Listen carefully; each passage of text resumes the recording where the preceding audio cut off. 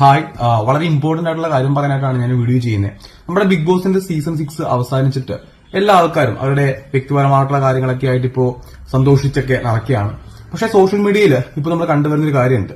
പല ആൾക്കാരെയും വ്യക്തിപരമായിട്ട് അധിക്ഷേപിച്ചുകൊണ്ട് ഒരുപാട് കമന്റ്സ് വരുന്നു. ഇപ്പോൾ ആരെങ്കിലും ഒരു വീഡിയോ അപ്ലോഡ് ചെയ്ത് കഴിഞ്ഞാൽ, ഒരു ഫോട്ടോ ഇട്ട് കഴിഞ്ഞാൽ അവരെ ഭയങ്കരമായിട്ട് മാക്സിമം അവരുടെ പേഴ്സണൽ ലൈഫിനെ പോലും ബാധിക്കുന്ന രീതിയിൽ ഭയങ്കര വൃത്തികെട്ട രീതിയിലൊക്കെ ഒരുപാട് കമന്റ്സ് ഞാൻ കാണുന്നുണ്ട്. ഞാൻ എന്റെ കാര്യമല്ല പറയുന്നത്. എനിക്ക് അങ്ങനെ നെഗറ്റീവ് കമന്റ്സ് ഒന്നും വലിയ പ്രശ്നമല്ല. ഇപ്പൊ ഞാൻ ഈ വീഡിയോ ചെയ്യുന്ന സമയത്ത് വേണമെന്നുണ്ടെങ്കിൽ ഒരുപാട് ആൾക്കാർ വന്നിട്ട് എന്നെ വിമർശിച്ചിട്ടൊക്കെ പോവാം.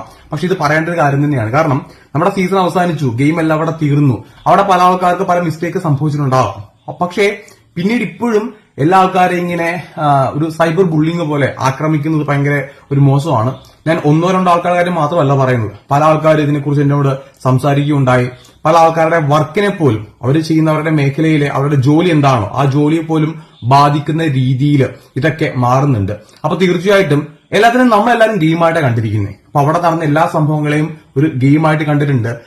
ചില കാര്യങ്ങൾ മാത്രമാണ് ഗെയിമിനപ്പുറത്തേക്ക് പോയിട്ടുള്ളത്. അപ്പൊ നിങ്ങൾക്ക് പ്രേക്ഷകർക്ക് തീർച്ചയായിട്ടും ഇപ്പോൾ ബിഗ് ബോസ് കാണുന്ന എല്ലാവർക്കും അവിടെയുള്ള മത്സരാർത്ഥികളെ സ്നേഹിക്കാനും വിമർശിക്കാനുമായിട്ടുള്ള അധികാരമുണ്ട്. നിങ്ങളാണ് എല്ലാം തന്നെ വോട്ട് ചെയ്ത് അവിടെ നിർത്തുന്ന നിങ്ങളാണ് സത്യത്തില് യഥാർത്ഥ ബിഗ് ബോസ് എന്ന് പറയുന്നത്. അപ്പൊ നിങ്ങൾക്ക് വിമർശിക്കാം, എന്നെയും എല്ലാവരെയും വിമർശിക്കാം. പക്ഷേ ഒരു കൂട്ടം ആൾക്കാർ, അതെനിക്ക് തോന്നുന്നു അതിൽ നമ്മുടെ സാധാരണ പ്രേക്ഷകരെ മാത്രമാണെന്ന് എനിക്ക് തോന്നുന്നില്ല. അതിനപ്പുറത്തേക്ക് മറ്റെന്തോ കൂടെ അതിന്റെ പിന്നിലുണ്ടെന്ന് ഞാൻ ഇപ്പോഴും വിശ്വസിക്കുന്നു. അങ്ങനെ ഉണ്ട്, അതിനെക്കുറിച്ച് കുറച്ചൊക്കെ എനിക്കറിയാം.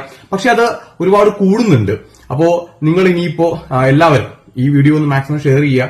അതിനോടൊപ്പം തന്നെ ഈ പേഴ്സണലി ആൾക്കാരെ അറ്റാക്ക് ചെയ്യുന്ന ആ ഒരു പരിപാടി അത് സ്റ്റോപ്പ് ചെയ്യുക. എന്റെ ഒരു റിക്വസ്റ്റ് ആണ്. കാരണം എല്ലാവരും അവരുടെ ലൈഫിൽ സന്തോഷിച്ച് മുന്നോട്ട് പോട്ടെ, അതല്ല നമുക്ക് വേണ്ടത്. ഇത് റിക്വസ്റ്റ് ആയിട്ട് കണക്കാക്കുക. ബൈ. ഇൻസ്റ്റാഗ്രാം, ഇപ്പൊ എനിക്ക് ഇൻസ്റ്റാഗ്രാം ഇല്ല.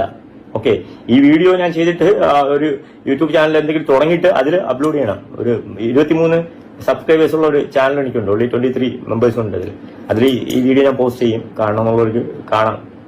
ഓക്കെ, അപ്പം എന്റെ ഇൻസ്റ്റാഗ്രാം വന്നിട്ട് 117 കെ സബ്സ്ക്രൈബേഴ്സ് ഉള്ള ഒരു ചാനലായിരുന്നു. ഞാൻ ഇവിടെ പോകുമ്പോൾ വെറും 3000 ആൾക്കാര്, 3000 ഇല്ല, അതിനകത്തുള്ള ആൾക്കാരെ ഉണ്ടായിരുന്നുള്ളൂ. ഞാൻ തിരിച്ചു വന്നപ്പോൾ ഇത്രയും ആൾക്കാർ എന്നെ സപ്പോർട്ട് ചെയ്തില്ല, ഇത്രയും ആൾക്കാർ എന്നെ ഫോളോ ചെയ്തില്ലേ, 114 കെ ആൾക്കാരെ ഫോളോ ചെയ്ത്.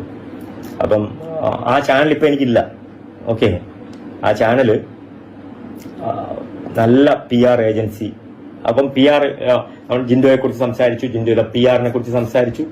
അപ്പം ആ PR പണി അറിയാവുന്ന PR ആണ് കേട്ടോ, നല്ല പണി വെടിപ്പാട്ട് അറിയാവുന്ന PR ആണ്. വിത്തിൻ 2 ഡേയ്സിൽ എന്റെ അക്കൗണ്ട് ഇപ്പൊ ഇല്ല. എന്തുവാ വയലൻസ്, പിന്നെ അങ്ങനെയൊക്കെ റിപ്പോർട്ട് ചെയ്ത് എന്തൊക്കെയോ പരിപാടി ഒപ്പിച്ച് ഇപ്പൊ അക്കൗണ്ട് ഇല്ല.